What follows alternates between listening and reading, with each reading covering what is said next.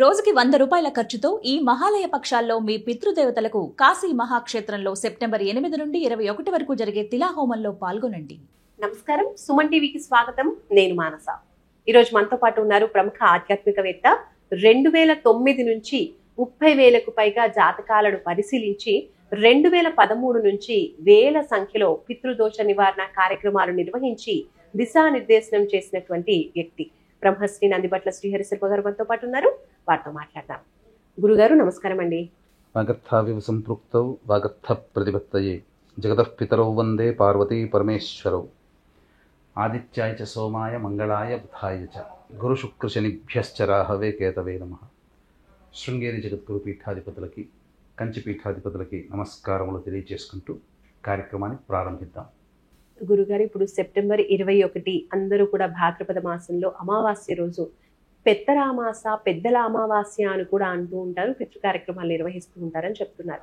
నిజానికి ఈ భాద్రపద మాసంలో వచ్చే అమావాస్యని పెద్దల అమావాస్య అని ఎందుకన్నారు? ఈ రోజే పెద్దలకు సంబంధించినటువంటి శ్రాద్ధ కర్మలు నిర్వహించడానికి గల కారణం ఏంటి? ఇది మనకు ప్రధానంగా మహాభారత యుద్ధ అనంతరం వచ్చేటువంటి సంఘటన ద్వారా మనకు వ్యాప్తిలోకి వచ్చింది.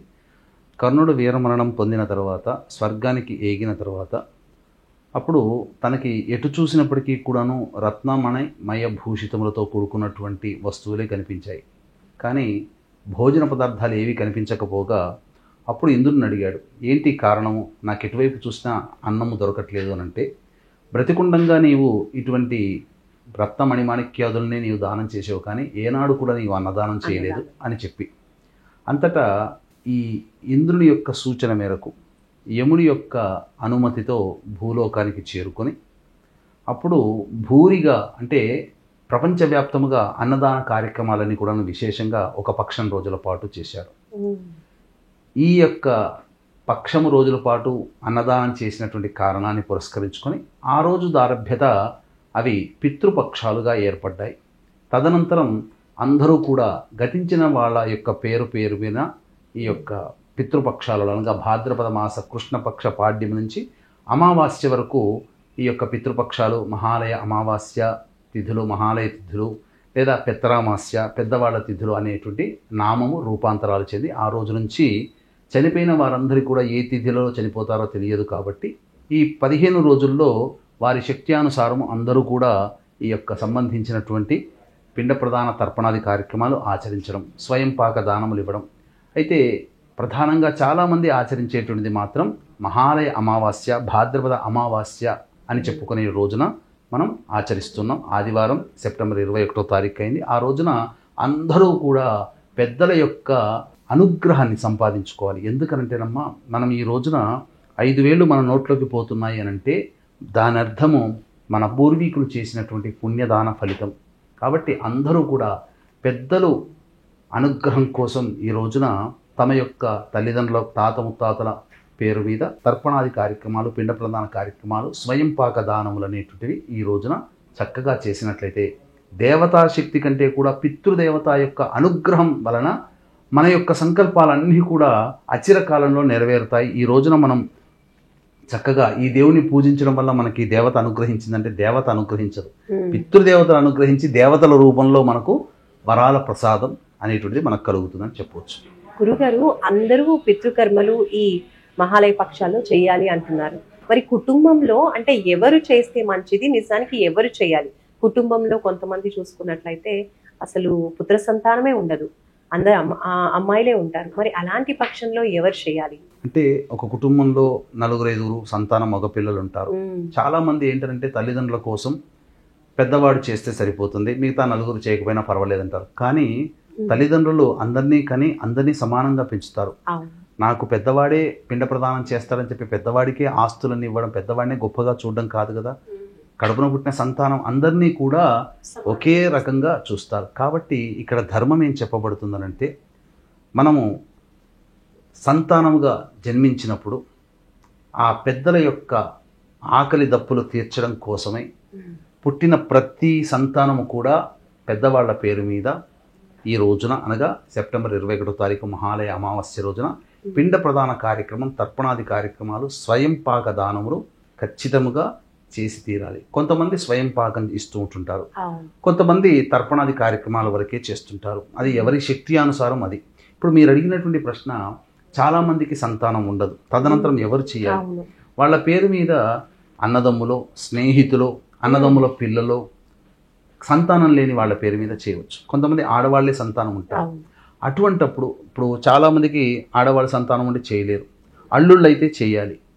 కానీ ప్రస్తుతం ఉన్న కాలంలో అల్లుళ్ళు కూడా చేయడానికి ఇష్టపడట్లేరు, అన్నదమ్ములు ఎవరు చేయడానికి ఇష్టపడట్లేరు. అటువంటిది ఏంటంటే కర్తగా పెట్టుకొని, బ్రాహ్మణులను కర్తగా పెట్టి ఈ యొక్క తర్పణాది కార్యక్రమాలు అనేటువంటి చేయాలి. కొంతమందికి ఏంటంటే అనారోగ్య సమస్యలు ఉంటుంటాయి, కొంతమంది దూర ప్రాంతాల్లో ఉంటుంటారు, కొంతమంది విదేశాల్లో ఉంటుంటారు. అటువంటి వాళ్ళు కర్మభూమి అనేటి భారతావనిలో మన తల్లిదండ్రులు పుట్టి చనిపోయారు కాబట్టి ఇక్కడే చేస్తే విశేషమైన ఫలితం దక్కుతుంది. కానీ మనమేమో విదేశాల్లో ఉన్నాం, లేదా మనమేమో తల్లిదండ్రులకు చేసుకోలేని అనారోగ్య పరిస్థితుల్లో ఉన్నాం. కొంతమంది సంబంధించినటువంటి బిజీ స్కెడ్యూల్ వల్ల చేయలేకపోతారు. అటువంటి వాళ్ళు ఏంటంటే బ్రాహ్మణుణ్ణి కర్తగా పెట్టి చేయించుకోవచ్చు. దీన్ని దృష్టిలో పెట్టుకుని సెప్టెంబర్ 21వ తారీఖు రోజున మన పీఠం ఆధ్వర్యంలో బ్రాహ్మణులని కర్తగా పెట్టి తండ్రి వైపు 3 తరాలు, తల్లి వైపు 3 తరాల్లో మరణించిన వారి యొక్క ఆత్మతృప్తి కోసం ఈ యొక్క పిండ ప్రదాన కార్యక్రమం మరియు తర్పణాది కార్యక్రమాలు అనేటువంటివి విశేషంగా శాస్త్రీయబద్ధంగా చేయించడం జరుగుతుంది. జరిపించినటువంటి కార్యక్రమాన్ని వీడియో రూపంలో తిరిగి వాళ్ళకి కార్యక్రమం అయిన తర్వాత పంపించడం జరుగుతుంది. కాబట్టి అవకాశం ఉన్న వాళ్ళు 20వ తారీఖు లోపల మీ యొక్క సంబంధించినటువంటి తల్లిదండ్రుల వైపు 3 తరాలు పేర్లని ఇవ్వవచ్చు. ఎవరు మాకు చాలా మటుకు సరిగ్గా తెలియదన్నప్పుడు వాటికి ఒక మంత్రం ఉంటుంది. ఆ మంత్రం ద్వారా అందరికీ సర్వే సర్వత్రా పిండ ప్రదానం చేసిన, తర్పణం చేసినటువంటి పుణ్య ఫలితం దక్కుతుంది. కొంతమంది శక్తి లేని వాళ్ళు ఉంటారు, ఇటువంటి కార్యక్రమాన్ని నిర్వహించుకోలేని శక్తి లేని వాళ్ళు కూడా ఉంటారు. అటువంటి వాళ్ళు స్వయం పాకదాన రూపంలో ఎవరైనా కానీ సహాయ సహకారాలు మన పీఠానికి అందించవచ్చు. గురుగారు, ఇప్పుడు స్వయం పాకం దానం చేయాలి అని మీరు అంటున్నారు, కొంతమంది చేస్తూ ఉంటారు కూడా. అయితే ఆ రోజున స్వయం పాకం ఇవ్వడానికి వాళ్ళకి అవకాశం లేకపోతే, లేదంటే బ్రాహ్మణులు వాళ్ళకి టైంకి దొరకకపోతే అప్పుడు ఎలా చేయాలంటారు? ఎవరికి ఇవ్వచ్చు ఆ స్వయం పాకం? స్వయం పాక దానము అనేటువంటిది సాధారణంగా పూర్వకాలం నుంచి వస్తున్నటువంటి ఆచారం. బ్రాహ్మణులకి అందించాలి. ఎందుకనంటే మంత్రము చేసి ఈ పిండ ప్రదాన కార్యక్రమం, తర్పణాది కార్యక్రమాలు చేసినటువంటి వ్యక్తి వాళ్ళ ఇంట్లోనే భోజనం చేసుకునే అలవాటు ఉంటుంది కాబట్టి ఎక్కడ కూడా భోజనం చెయ్యరు. కాబట్టి బ్రాహ్మణులకి స్వయం పాకం అనేటువంటిది ఇవ్వాలి. స్వయం పాకం బ్రాహ్మణులు లభించినటువంటి పక్షంలో మన ఇంటికి వచ్చేటువంటి హరిదాసులు ఉంటారు కదా, వాళ్ళకైనా ఇవ్వవచ్చు. లేదు అనాథ శరణాలయంలో కానీ వృద్ధాశ్రమంలో కానీ మీ యొక్క శక్తి కొలది అన్నదాన కార్యక్రమాలు వాళ్ళ పేరు మీద చేయించవచ్చు. లేదు కాశీ, గయా లాంటి సుప్రసిద్ధ పుణ్యక్షేత్రాలు ఉంటాయి మన దగ్గరలో ఉన్నటువంటి సుప్రసిద్ధ పుణ్యక్షేత్రాలు, శైవ క్షేత్రాలు, విష్ణు క్షేత్రాలు ఉంటాయి. అక్కడ సత్రములలో జరిగేటువంటి అన్నదాన కార్యక్రమంలో మీ వంతు సహాయ సహకారాలుగా అన్నదాన కార్యక్రమం ఎవరి పేరు మీద అయితే చేయాలనుకున్నారో వారి పేరు మీద అన్నదాన కార్యక్రమం చేయవచ్చు. ఇప్పుడు సూర్యగ్రహణం కూడా సెప్టెంబర్ 21నే అంటున్నారు. మరి సూర్యగ్రహణం సమయంలో ఇలా పితృతర్పణాలు, పితృ కార్యక్రమాలు నిర్వహించొచ్చంటారా? ఈ సంబంధించినటువంటి సూర్యగ్రహణం అనేటువంటిది మన భారతదేశంలో కనిపించదు. కాబట్టి యథావిధిగా ఉదయం నుంచి మధ్యాహ్నం, సాయంత్రం సూర్యాస్తమయం లోపల మీరు ఈ యొక్క పిండ ప్రదానం, తర్పణాది కార్యక్రమాలు, స్వయంపాక దానములు అనేటువంటివి జరిపించుకోవచ్చు. ఈ సూర్యగ్రహణం అనేటువంటిది ఆస్ట్రేలియా, న్యూజిలాండ్, అంటార్కిటికా ఖండం, పసిఫిక్ సముద్ర తీర ప్రాంతంలో మాత్రమే కనిపిస్తుంది. కాబట్టి ఆ ప్రాంతంలో నివసించేటువంటి సనాతన ధర్మాన్ని పాటించేటువంటి వాళ్ళు నియమాల్ని పాటించాలి. కాబట్టి మధ్యాహ్నం 11-12 లోపల పిండ ప్రదాన, తర్పణాది కార్యక్రమాలు ముగించుకోవాలి. కాబట్టి మన భారతదేశంలో ఈ సెప్టెంబర్ 21వ తారీఖు రోజున వచ్చేటువంటి సూర్యగ్రహణం అయితే మనకు కనిపించదు.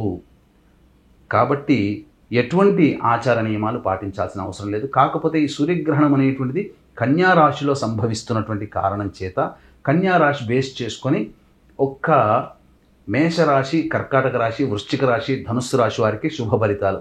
మిగతా రాశుల్లో అనగా మేష, కర్కాటక, వృశ్చిక, ధనుస్సు రాశిలో తప్ప మిగతా రాశుల్లో అయినటువంటి వృషభ, మిథున, సింహ, కన్య, తుల, మకర, కుంభ, మీన రాశిలో జన్మించినటువంటి వారికి మాత్రం కొంత అశుభ ఫలితాలు అనేటువంటి కలుగుతాయి. కాబట్టి దీన్ని దృష్టిలో పెట్టుకొని ఈ యొక్క సూర్యగ్రహణ సందర్భంగా 22వ తారీఖు రోజున సాయంకాలము ఈ చెప్పినటువంటి రాశుల్లో జన్మించినటువంటి వారికి గ్రహణ దోష నివారణ పూజలు, హోమాలు అనేటువంటి జరిపించి కరుంగలిమాల అనేటువంటిది వారికి అందివ్వడం జరుగుతుంది. అవకాశం ఉన్న వాళ్ళు కార్యక్రమ తదనంతరం కాంటాక్ట్ చేసి ఈ సూర్యగ్రహణ దోష నివారణ పూజలు హోమాల్లో మీ గోత్రనామాలు నమోదు చేసుకోవచ్చు. ఆఖరిగా సెప్టెంబర్ 7వ తారీఖు రోజున చంద్రగ్రహణం అనేటువంటిది ఏర్పడింది.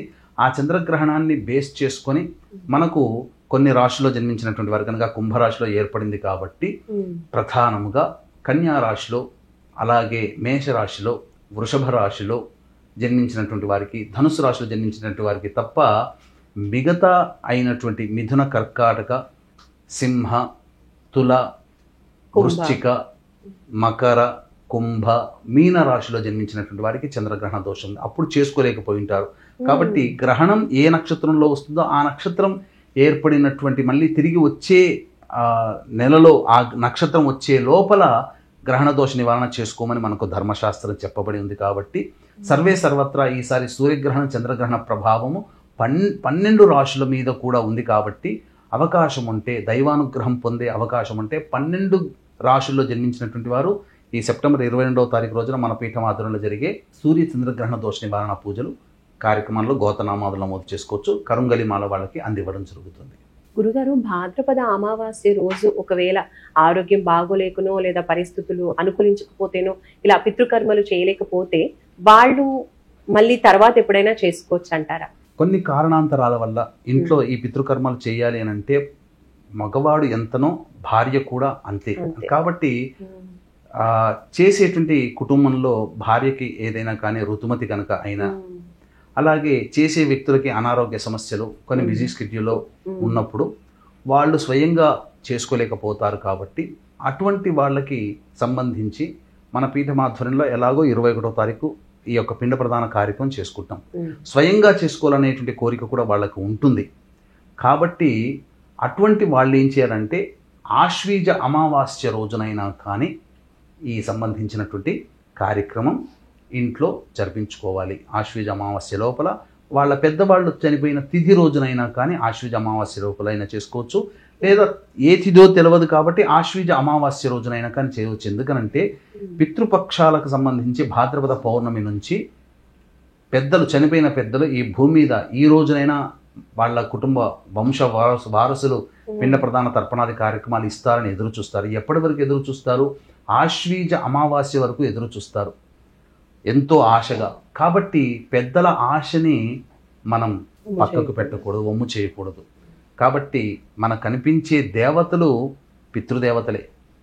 కనిపించని దైవం కోసం ఎంతో పూజలు, ఎంతో ధనాన్ని వెచ్చిస్తాం. కానీ ఈ సంబంధించినటువంటి దేవతని మన వంశ దేవతల్ని మనం ఆరాధించకపోతే దేవతానుగ్రహం కూడా, మనం పూజించే దేవతానుగ్రహం, కులదేవతానుగ్రహం కూడా మనకు లభించదు. కాబట్టి అవకాశం ఉంటే ఆశ్వీజ అమావాస్య వరకైనా కానీ చేసుకోవాలి. ఎందుకనంటే ఆశ్వీజ అమావాస్య రోజున వాళ్ళు తిరిగి వాళ్ళ యొక్క లోకానికి వెళుతారు. అందుకనే మా ఇంటికి వచ్చినటువంటి పితృదేవతల్లారా మీకు దారి చూపిస్తున్నామని ఆశ్వీజ అమావాస్య రోజున గోగునార దీపాన్ని, గోగునార కట్టకి దీపాన్ని వెలిగించి ఇలా ఇంటి బయట నిలబడి ఇలా చూపిస్తాం. ప్రదోషకాల సమయం చీకటి పడ్డ తర్వాత, అంటే మళ్ళీ వాళ్ళ యొక్క లోకానికి మీరు వెళ్ళిపోండి, ఆనందంగా కార్యక్రమాలు నిర్వహించాను, సంతోషమా అని చెప్పి పితృదేవతని ఆశీర్వదించమని చెబుతూ ఈ సంబంధించినటువంటి దివిటీలు అనేటువంటి పెడతాం. కాబట్టి ఖచ్చితంగా ఎల్లరూ కూడా, వీక్షించేటువంటి ప్రేక్షకులు ఎల్లరూ కూడా దేవతల కన్నా పితృదేవతలు గొప్పవాళ్ళు. కని పెంచి పెద్ద చేసినటువంటి తల్లిదండ్రుల కంటే గొప్పవాళ్ళు అంటూ ఎవరు లేరు. కాబట్టి వాళ్ళని స్మరించుకుంటూ అవకాశం ఉంటే పితృపక్షాలలో చేయండి, లేదు ఆశ్వీజ అమావాస్యలోనైనా చేయండి. కనీసం ఈ రోజున అందరూ కూడా ఎంతో కొంత ద్రవ్యం సంపాదించుకున్న వాళ్ళే. మీకు చేయలేకపోయినా బ్రాహ్మణుని కర్తగా పెట్టి ఈ కార్యక్రమాన్ని మన పీఠమాధ్వర్యంలో సెప్టెంబర్ 21వ తారీఖు రోజున, అనగా ఆదివారం రోజున మన పీఠమాధ్వర్యంలో జరపబడుతుంది. ఈ యొక్క పిండ ప్రదానం, తర్పణాది కార్యక్రమాలు మీకు వీడియోల రూపంలో కూడా మీకు పంపించడం జరుగుతుంది. గురుగారు, ఇప్పుడు స్వయం పాకం ఈ రోజున ప్రత్యేకంగా బ్రాహ్మణులకు ఇవ్వాలి అంటూ ఉంటారు. మరి ఆ స్వయం పాకంలో ఖచ్చితంగా ఉండవలసిన వస్తువులు ఏంటి, ఉండకూడనివి ఏంటి తెలియజేయండి. స్వయం పాక దానంలో ఉండకూడని వస్తువులు మనం తెలుసుకున్నాం. చాలామంది అల్లం మరియు ఆలుగడ్డ, అలాగే ఈ టమాటాలు, ముల్లంగి ఇస్తుంటారు. అవి ఇవ్వకూడదమ్మా. ఉల్లిగడ్డలు కూడా ఇవ్వకూడదు, వెల్లుల్లి కూడా ఇవ్వకూడదు. ఇది తామస వస్తువులు. సాత్వికమైనటువంటి వస్తువులు అనేటువంటివి ఇవ్వాలి. ముఖ్యంగా వంట చేసుకోవడానికి అనుకూలంగా ఉండేది మొట్టమొదటి వస్తువు బియ్యం. కాబట్టి కిలోన్నర నుంచి మీరు శక్తి కొలది ఎంతైనా కానీ బియ్యం దానం చేయవచ్చు. ఇక ఆకుకూరలు, పాలకూర, ఇవన్నీ తోటకూర ఇవి ఇవ్వచ్చు. అలాగే దొండకాయ, బెండకాయ మరియు బీరకాయ, వంకాయ ఇవన్నీ కూడా ఇవ్వవచ్చు.